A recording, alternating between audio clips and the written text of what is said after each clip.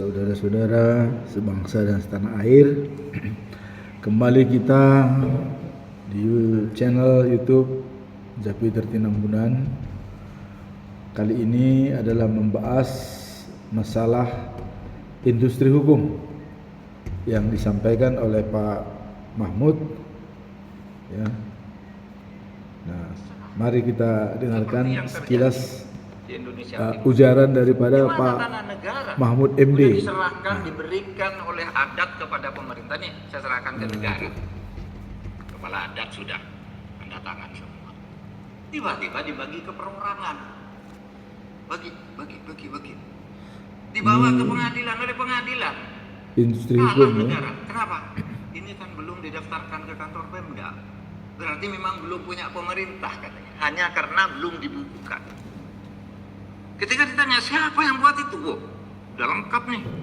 Yang buat sertifikat pindah-pindah yang negara pindah ke orang-orang itu udah lengkap. BPN-nya sudah sedia, bupatinya sudah, camatnya sudah lengkap suratnya coba. Nggak bisa diselesaikan sebentar. Harus melalui peradilan ini, yang ini diadili dulu, yang ini diadili faksinya. Nah itu sebabnya saudara, kita hentikan itu dari sekarang. Yang sudah diselesaikan pelan-pelan dan tidak bisa cepat.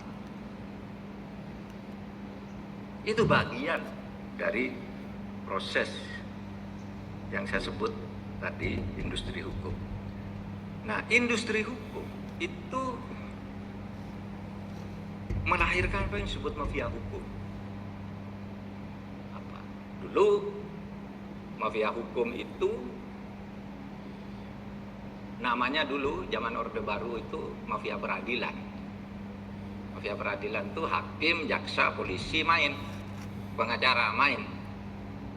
Di kasus pidana, polisi kasih pasal ini aja. Kalau kamu nggak mau bayar, pasal ini nggak bisa, itu industri hukum.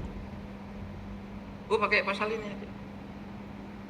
Lalu nanti jaksanya juga berbisik, nanti tuntut dengan pasal ini.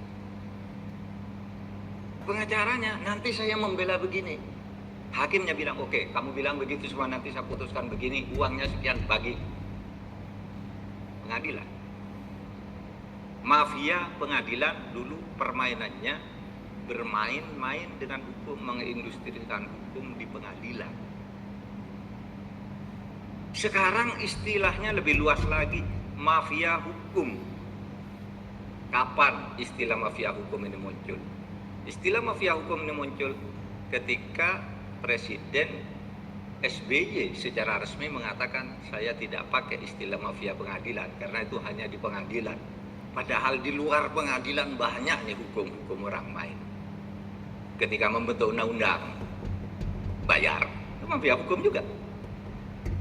Sehingga banyak undang-undang yang dibatalkan oleh Mahkamah Konstitusi karena dulu mafia.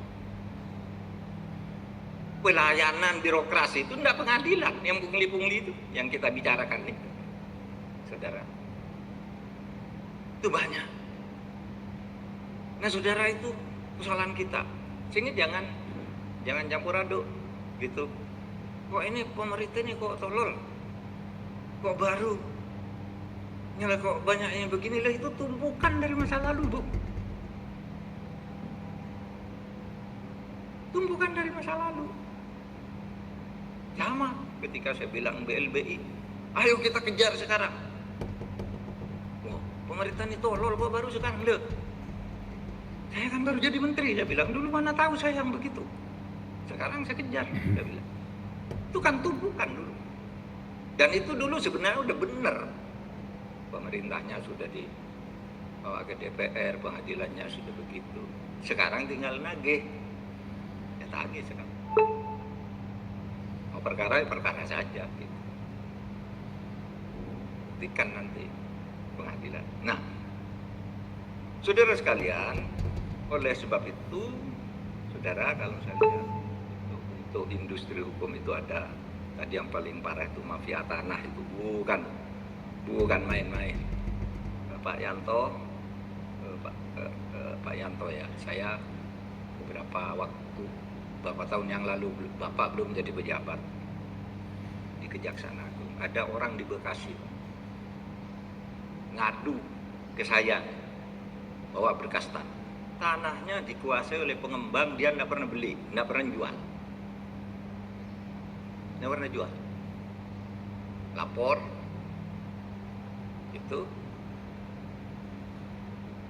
polisi, malah dia yang laporkan pengadilan. Lalu katanya kasusnya masuk Jaksa Agung, Kejaksaan Agung. Masuk ke saya itu.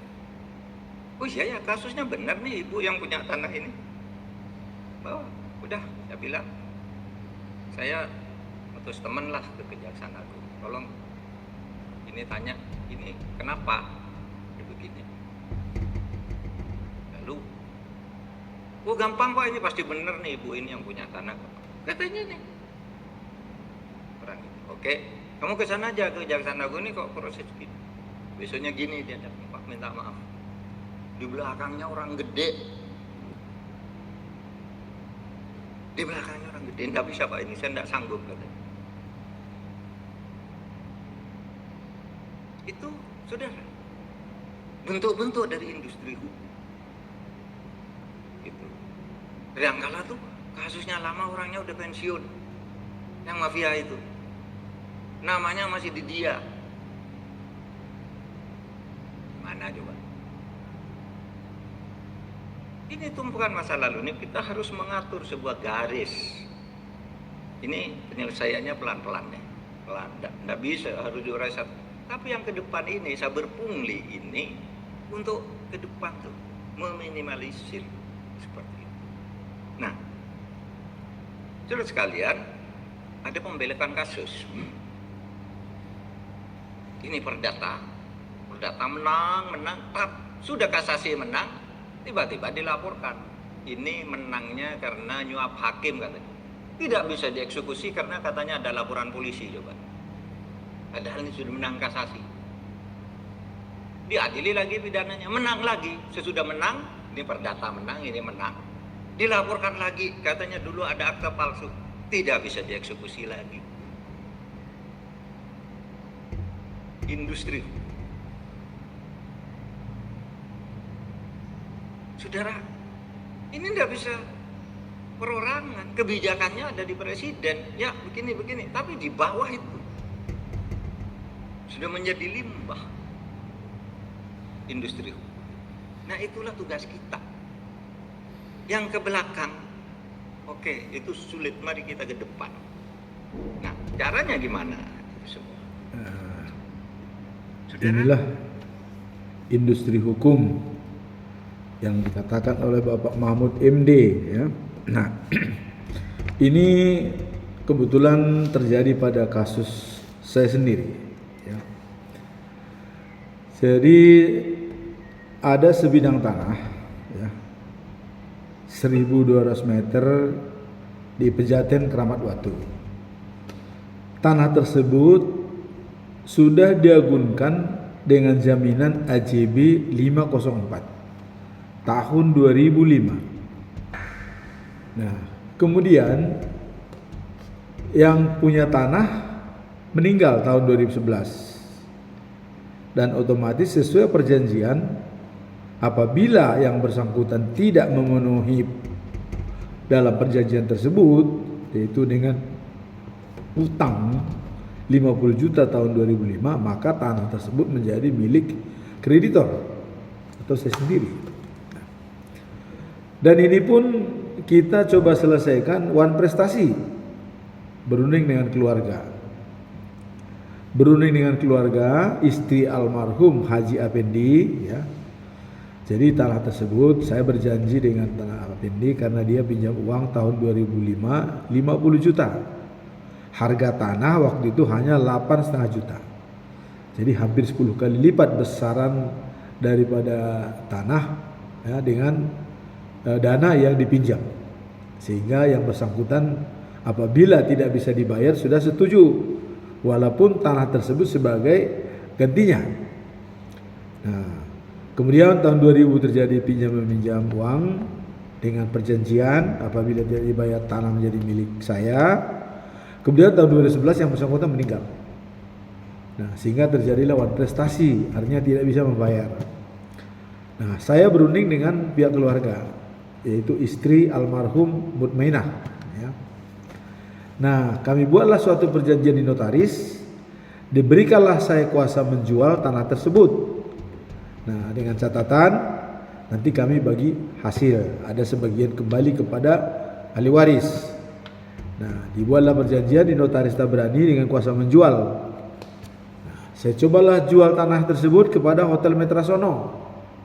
Nah, waktu itu karena saya sudah punya kuasa menjual, beliau memberikan DP 300 juta. Nah, waktu itu diperjanjikan 1,1 M. Ya. Nah, pada saat mau melunasi beliau uang tersebut, beliau berkata begini, "Pak, tanahnya kok sudah dikuasai orang lain?" Loh, saya kaget. Pada tahun 2018 ya, beliau mau melunasi utangnya, dia bilang tanah kok sudah dipegang orang lain. Wah, saya coba cek ke lapangan, ya. Saya cek ke lapangan, ternyata sudah ada yang mencoba membuat pagar di tanah tersebut. Nah, saya tanya, ini siapa? Nah, mereka bilang ini milik Suryadi. Nah, saya tidak kenal Suryadi itu siapa. Ternyata setelah di pengadilan, Suryadi itu adalah anak daripada Cendra Surjanto. Nah, sehingga dengan demikian saya melapor kepada Polda Banten. Tanggal 16 Mei tahun 2018 saya melapor kepada Polda Banten. Setelah melapor Polda Banten, diproses, ya, ini diproses, dan setelah diproses di tengah jalan karena Polda Banten mendapatkan informasi bahwa tanah tersebut sudah sertifikat, nah sehingga AJB 504 dengan adanya sertifikat tentu AJB lebih kurang nilainya dibanding sertifikat. Akhirnya Polda Banten tidak melanjutkan laporan saya, ya, stop. Nah, kemudian setelah itu pada bulan Desember ya tahun 2018 saya sampaikan kepada penyelidik Polda Banten, "Pak, saya mau coba mengambil alih tanah saya.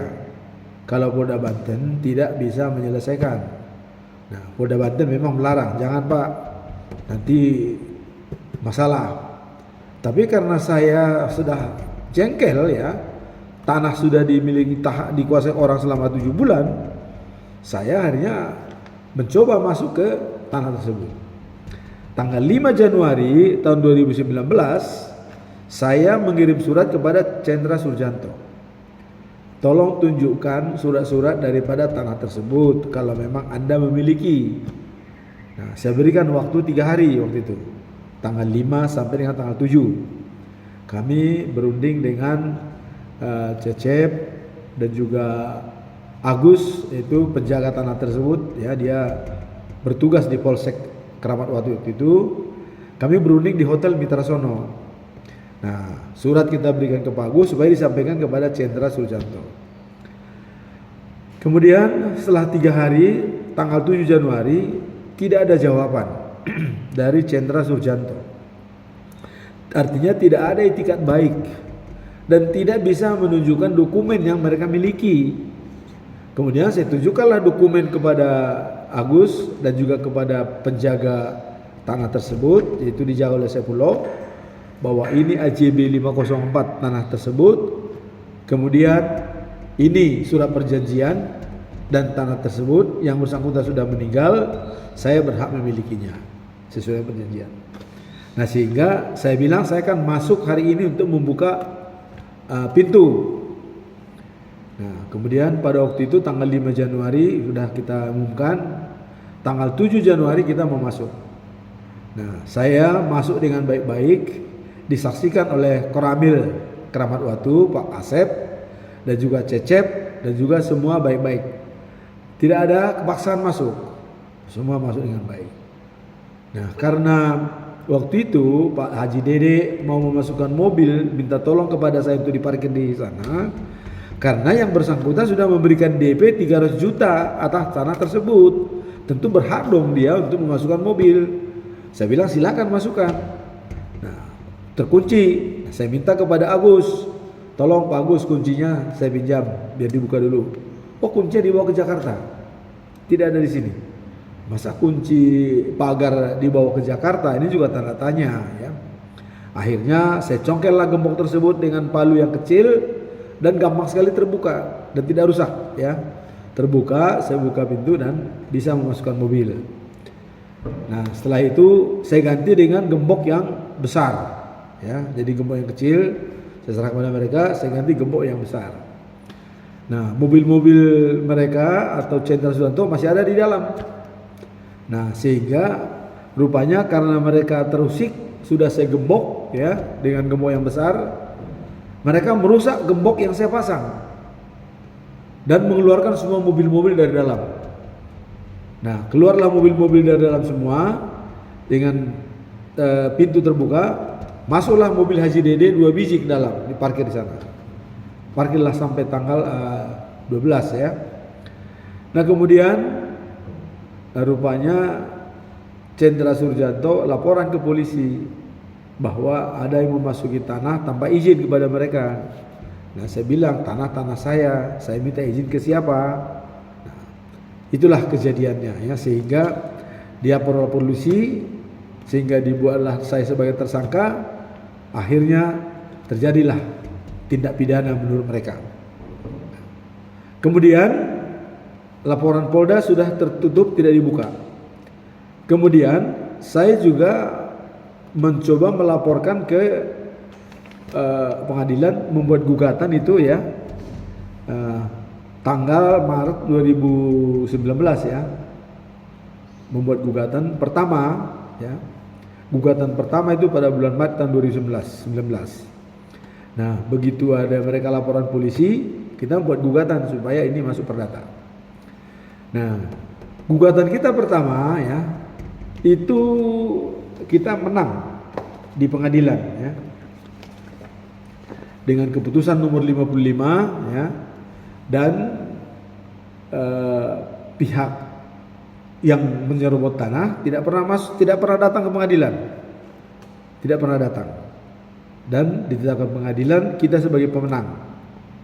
Nah, setelah kita jadi pemenang, tiba-tiba mereka naik banding, Cendra Sujanto naik banding, katanya salah nama, harusnya Cendra Sujanto, kita tulis Chandra Rudianto, hanya beda R dengan S.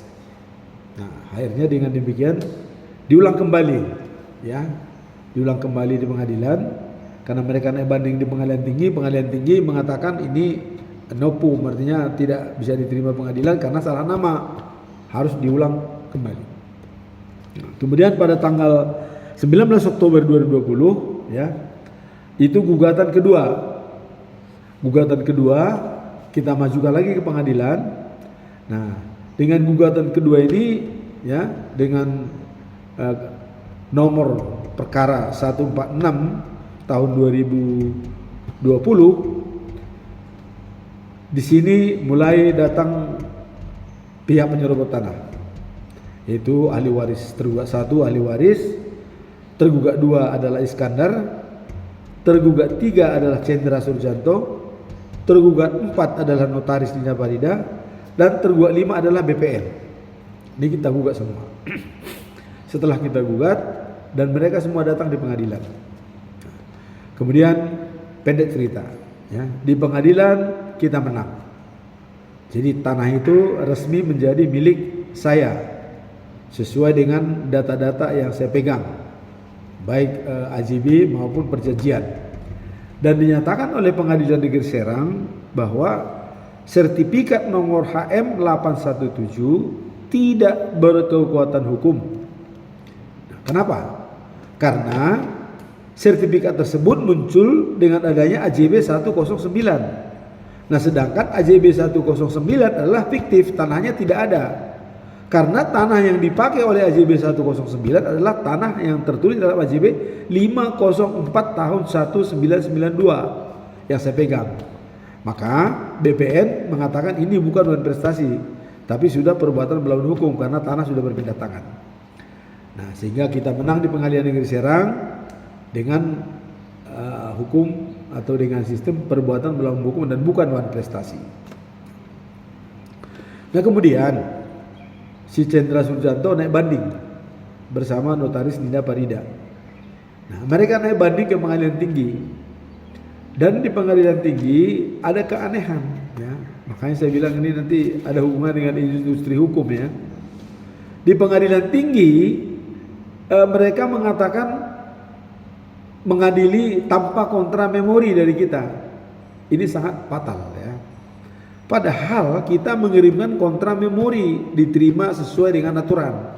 Ada bukti-bukti daripada kontra memori diterima oleh Pengadilan Negeri Serang. Namun apabila tidak disampaikan oleh Pengadilan Negeri Serang kepada Pengadilan Tinggi, kita tidak tahu. Ya, walau.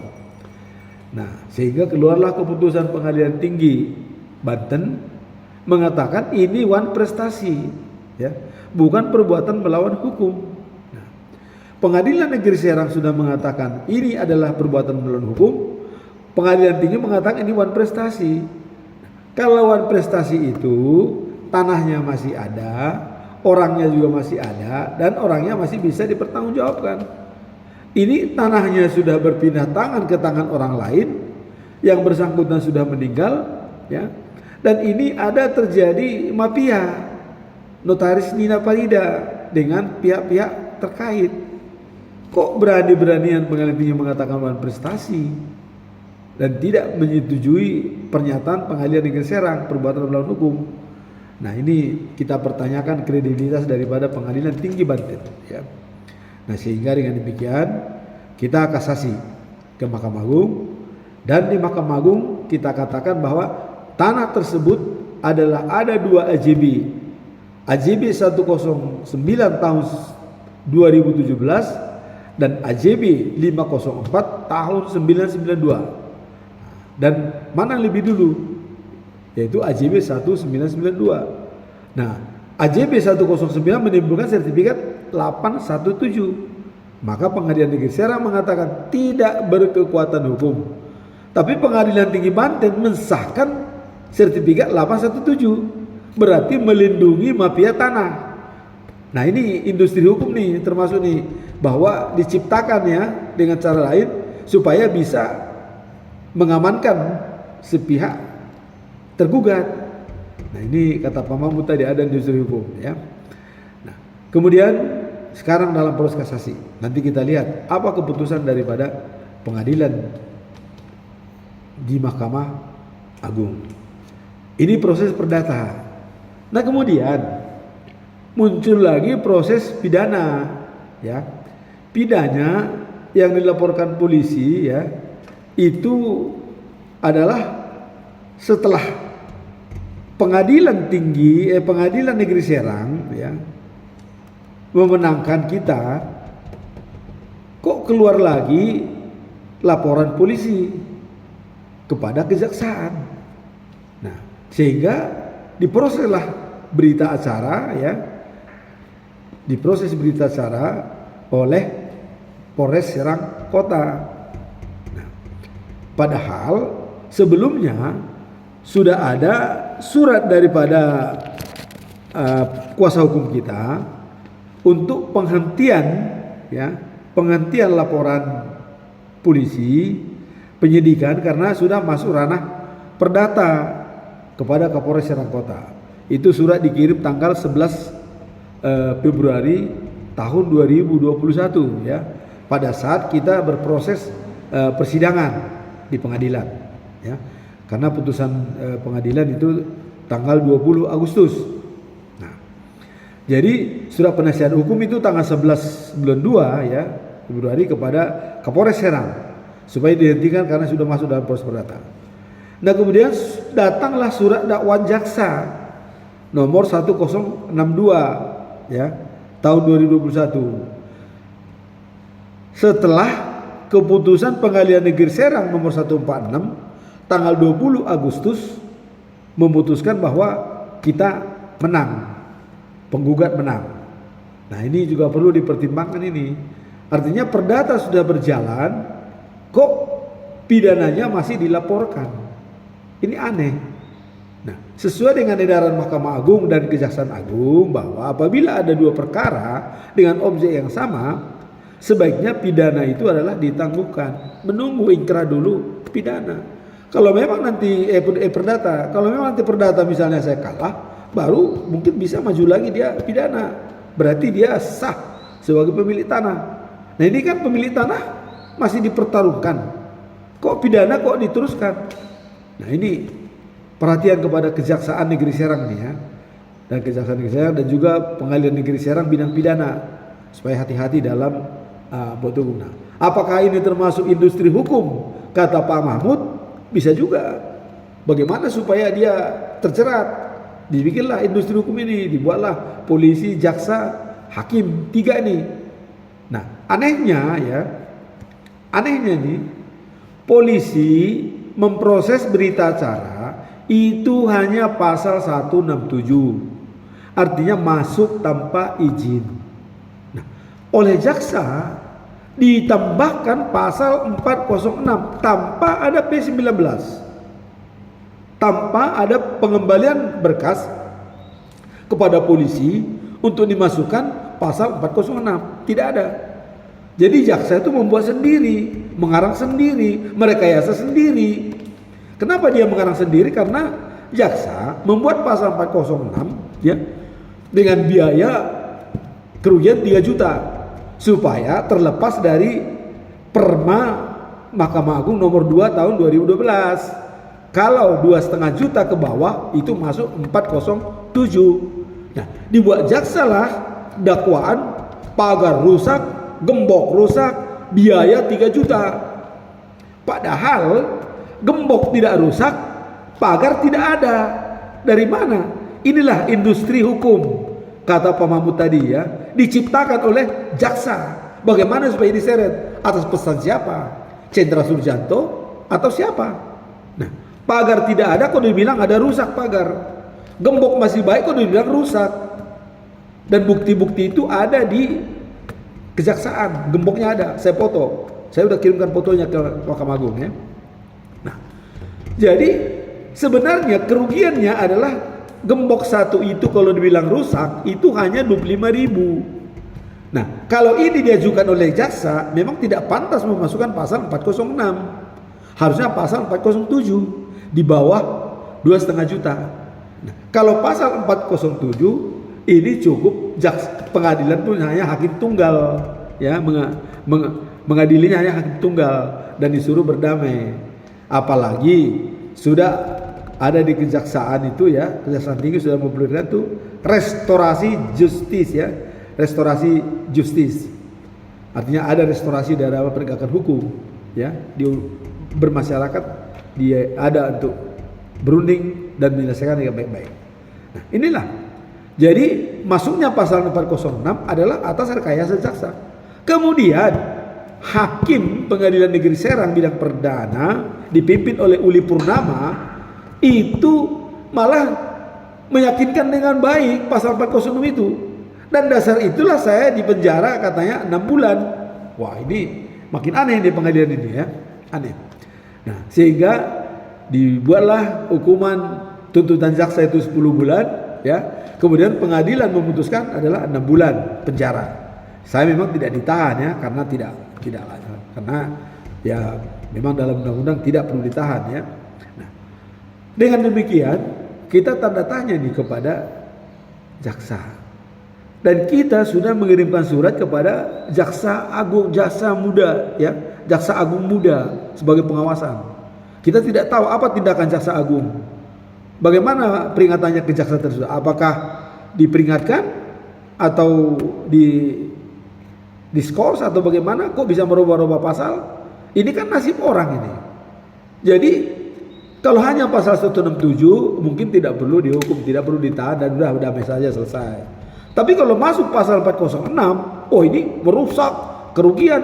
Wah ini jadi ini benar-benar memang merusak orang, ya. Padahal pagar tidak ada, gembok masih baik. Harga gembok pun 25.000, di bawah 2,5 juta. Nah, inilah industri hukum. Kalau Pak Mahmud mensinyali ada itu, sekarang lagi berjalan nih Pak Mahmud ya. Ini proses ke Mahkamah Agung nih, masih kasasi. Ya. Nah, kemudian jaksa naik banding dengan 10 bulan tuntutan, jaksa naik banding. Kita pun naik banding sama-sama. Pengadilan Tinggi Banten ya dengan keputusan 49 tanggal 11 Mei itu menguatkan. Wah, ini makin aneh nih. Pengadilan Tinggi Banten itu makin hebat ya. Memang ada slogan bahwa Pengadilan Tinggi Banten itu kalau dia mengambil keputusan itu tidak punya dosa. Kenapa? Karena toh masih ada Mahkamah Agung.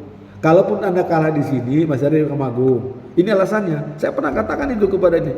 Mereka bilang, Bapak kan masih terus kasasi. Terus saya kasasi, Pak. Nanti masih bisa. Harusnya Pengadilan Tinggi dia juga punya tanggung jawab. Artinya dia harus punya dosa kalau memang tidak salah dihukum. Tapi mereka mengatakan masih ada kasasi kok, masih bisa. Nah, ini pun saya usul nih kepada MPR DPR ya, dan juga kepada petinggi-petinggi negara ini, kalau bisa hilangkan pengadilan tinggi, tidak perlu, cukup pengadilan negeri, karena ini hanya memperpanjang birokrasi.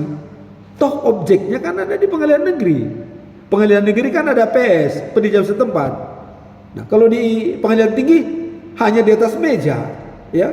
Kalau banyak ampaunya mungkin dimenangkan, toh nggak punya beban. Kalau kita marah-marah, oh masih ada kasasi Pak, silakan kasasi katanya. Nah ini, jadi Pak Mahmud, saya setuju dengan adanya industri hukum ini seperti ini. Jadi jaksa mengada-ada, membuat pasal supaya ini terjerat. Nah kemudian hakim harusnya tegas, tapi hakim kok terbawa arus gitu loh. Jadi hakim itu bisa didikte oleh jaksa. Nah mungkin bukan didikte, tapi permainan, karena industri hukum tadi ada mafia. Oke lah, bagaimana kalau kita sekongkol supaya dia jatuh. Nah kemudian naiklah pengadilan tinggi ya. Nah ke pengadilan tinggi jaksa membuat lagi kasasi. Katanya si Jupiter ini supaya ada efek jera. Efek jera bagaimana? Orang saya masuk ke tanah saya kok efek jera? Nah supaya ada efek jera katanya. Jadi hukumannya supaya kalau 6 bulan di pengadilan negeri pengadilan tinggi dia harus 10 bulan katanya. Aduh ini jaksa ini benar-benar main-main ya. Supaya efek jerah bagaimana? Saya baik-baik masuk tanah saya dan permisi, tidak ada kekerasan. Kok dia bilang efek jerah? Efek jerah bagaimana oleh jaksa ini? Nah ini jaksa ini Budian Moko saya pertanyakan nih ya, jaksa ini. Tolong kepada jaksa agung ya. Kalau seperti ini tipe daripada jaksa, terus bagaimana negara ini? Ini mungkin karena saya berani. Bagaimana kalau yang tidak berani mengungkapkan ini? Mungkin ya. Saya juga berani, tambah berani karena Pak Mahmud MD mengatakan ada industri hukum. Ini sudah terjadi nih, industri hukum ya. Jadi pengadilan tinggi menguatkan. Jadi dikirimlah ini ke Mahkamah Agung. Dan juga jaksa mengatakan supaya ada efek jera, ini harus naik katanya. Wah hebat, memang hebat jaksa ini ya. Nah akhirnya kita juga naik banding ya. Naik ke kasasi. Jadi perdata juga naik ke Mahkamah Agung. Pidana juga naik ke Mahkamah Agung. Nah sekarang kesimpulannya ada di Mahkamah Agung. Ya, bagaimana Mahkamah Agung nanti menjabarkan kedua permasalahan ini? Yang perdata ada AJB double, ada AJB tumpang tindih, ada mafia tanah oleh notaris. Ya, nah ini silahkan Mahkamah Agung nanti meneliti. Nah kemudian perdata ini ada kamuflase data, ada industri hukum. Merubah pasal ya, menambah materi, menambah dakwaan supaya masuk pasal. Yang mengatakan ada kerusakan pagar, di sana tidak ada pagar. Silakan nanti Mahkamah Agung cek ke lokasi. Tidak ada pagar di lokasi tanah. Yang ada hanya tembok. Terus pagar yang mana yang dirusak oleh saya? Dan bagaimana saya merusak pagar tersebut? Gembok dikatakan rusak, gemboknya masih utuh. Bagaimana mengatakan ini rusak? Dan di depan majelis hakim, hakim pun tidak pernah membuktikan kalau gembok itu rusak. Harusnya hakim, mana gemboknya? Kata jaksa rusak. Oke, lihat mana kuncinya. Bawa dibuka, rusak atau tidak? Tidak ada.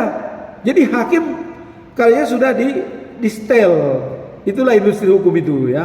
Kalau sudah di setel, jadi apapun pembelaan kita itu tidak ada artinya, nol. Kalau jaksa, hakim sudah punya industri hukum. Kata Pak Mahmud MD. Saya setuju dengan Pak Mahmud MD ini ya. Jadi kalau sudah punya industri hukum antara jaksa, polisi, dan hakim, itu jangan harap kita menang. Nggak bakal bisa menang. Kecuali kita bisa ke lebih intelektual yang tinggi, misalnya Mahkamah Agung. Hanya Mahkamah Agung lah benteng terakhir ini ya, Mahkamah Agung. Nah, Jadi kepada Mahkamah Agung, untuk perdata saya silahkan diselidiki tanah tersebut AJB-nya 2. AJB 504 tahun 1992 itu masih sah. Dan ada pernyataan Camat Keramat Watu kalau itu masih sah. Nah, kemudian muncul AJB baru 109 tahun 2017 dan menimbulkan sertifikat lama 17, itu adalah tanah yang sama dengan AJB 504. Silakan nanti Mahkamah Agung, mungkin bagian intelnya entah siapanya, survei ke lapangan. Kita tunjukkan Pak tanahnya, kita tunjukkan. Nah, itulah bagian perdata ya. Nah, kemudian bagian tindak pidana. Tolong Mahkamah Agung juga melihat mana pagar yang rusak. Kita lihat nanti di lapangan. Terus mana gembok yang rusak, kita lihat. Kemudian apakah saya masuk secara paksa? Nanti silakan periksa berita acara. Silakan periksa surat-surat semua. Saya minta izin kok dengan petugas. Bahkan disaksikan oleh Koramil supaya tidak ada salah persepsi. Nah, begitu kira-kira ya. Nah, jadi inilah menyikapi masalah industri hukum yang dikemukakan oleh Bapak Ahmad dan Menko Polhukam ya. Ini sangat tepat pada saat ini. Kita harus cegah mafia tanah dan mafia hukum. Ya. Seperti inilah, merubah pasal dan membuat tambahan dakwaan supaya masuk pasal tersebut. Dan hakim pun tutup mata masalah itu ya, supaya tetap diadili dan ambil keputusan. Nah, kemudian pengadilan tinggi pun karena tidak merasa berdosa, dia tidak merasa bertanggung jawab, diputuskan aja seenaknya ya. Kita tanya ke pengadilan tinggi, kita tuh pengadilan tidak bilang masih ada kasasi Pak, silahkan Pak, Bapak kan kasasi, masih ada kasasi. Nah, ini yang bikin rusak negara ini. Jadi usul saya ya, di negara ini kalau bisa pengadilan tinggi itu udah dihilangkan saja Pak, ya Pak Presiden, DPR ya, hilangkan saja. Itu membebani masyarakat, ya, itu menangis masyarakat. Banyak masyarakat itu dikalahkan di pengadilan tinggi. Di pengadilan tinggi sudah menang. Sebenarnya data yang update itu adalah di pengadilan negeri, karena PS ada peninjauan setempat, melihat langsung materi dan bukti. Itu yang benar. Nah, kalau pengadilan tinggi hanya di atas meja, ya, atas meja. Nah, kemudian ini masalah kepolisian ya, masalah kepolisian ini. Ya. Persoalan tanah tersebut saya sudah laporkan tanggal 16 bulan Mei tahun 2018 ke Polda Banten. Itu dikembalikan, artinya belum cukup bukti. Oke.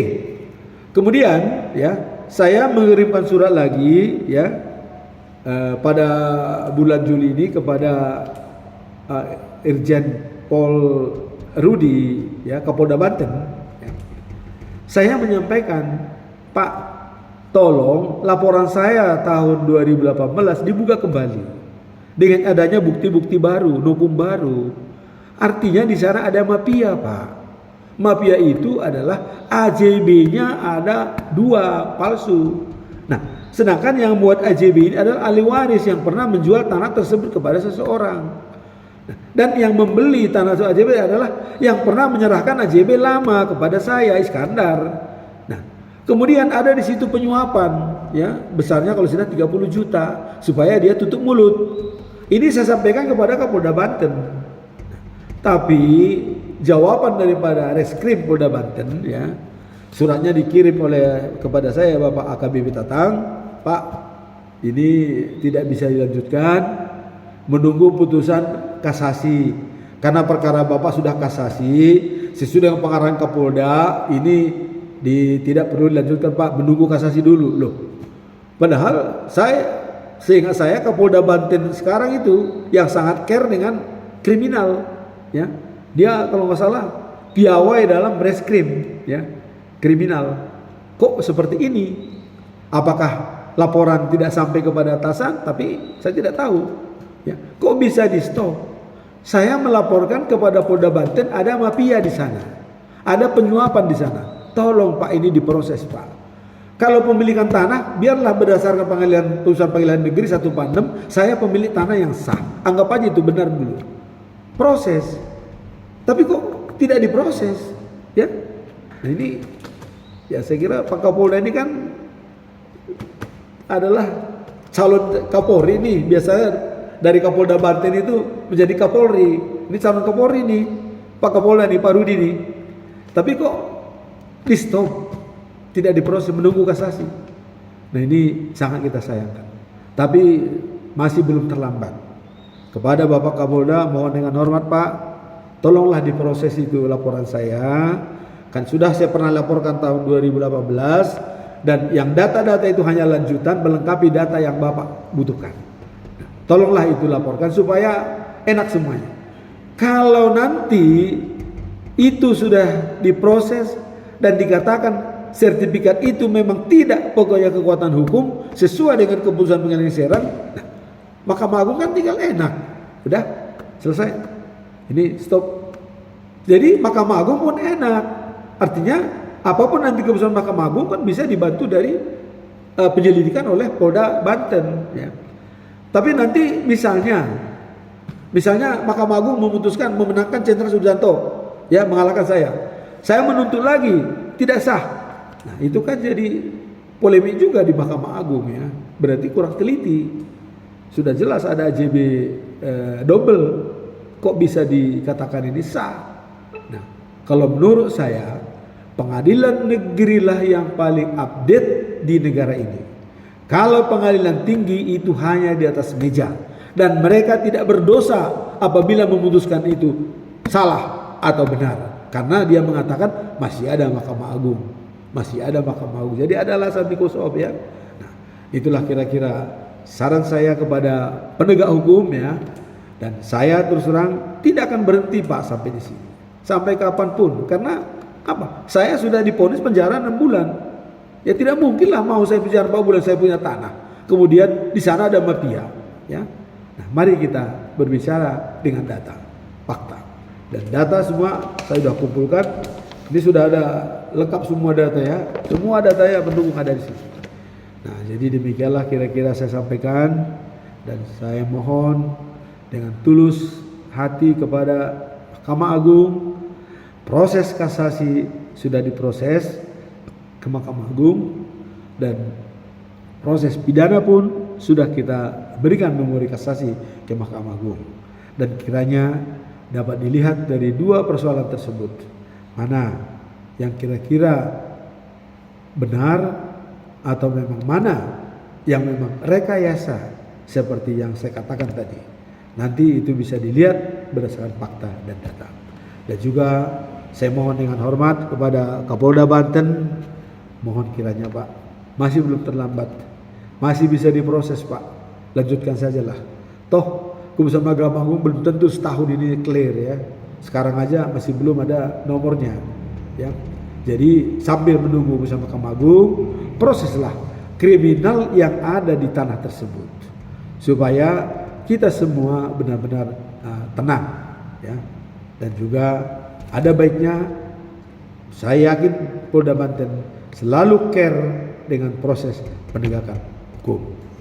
Demikianlah laporan dan penyampaian saya tentang kasus yang saya alami, baik perdata maupun pidana. Semoga ya, semua permasalahan ini menjadi pelajaran bagi kita semua. Dan juga kepada Pak Mahfud MD saya mengucapkan terima kasih ya. Dan juga di ILC yang sering membahas hukum, kalau memang perlu ini kita buka dalam forum ILC, saya siap menyampaikan dan memaparkan ya. Kita memang perlu terbuka di negara ini, karena kita harus menjaga ke depannya supaya semua bertindak adil dan juga untuk kepentingan masyarakat, bukan kepentingan pribadi. Atau seperti kata Pak Mahfud MD, ada industri hukum, yaitu antara jaksa, hakim, polisi, dan bisa merekayasa pasal, baik untuk membuat yang menang atau membuat yang kalah. Demikianlah sedikit tanggapan saya, dan mudah-mudahan ini bisa diterima dengan baik oleh masyarakat. Dan apabila ada penyampaian kami yang kurang berkenan di hati, dan kami mohon maaf yang sebesar-besarnya. Dan tolong channel ini untuk di like dan di subscribe supaya bisa berkembang hari-hari akan datang. Demikian kami sampaikan, dan atas perhatian dan atas dorongan daripada semua kepada saya, baik keluarga maupun siapapun yang memberikan motivasi, saya mengucapkan terima kasih. Semoga Tuhan memberkati kita semua. Amin.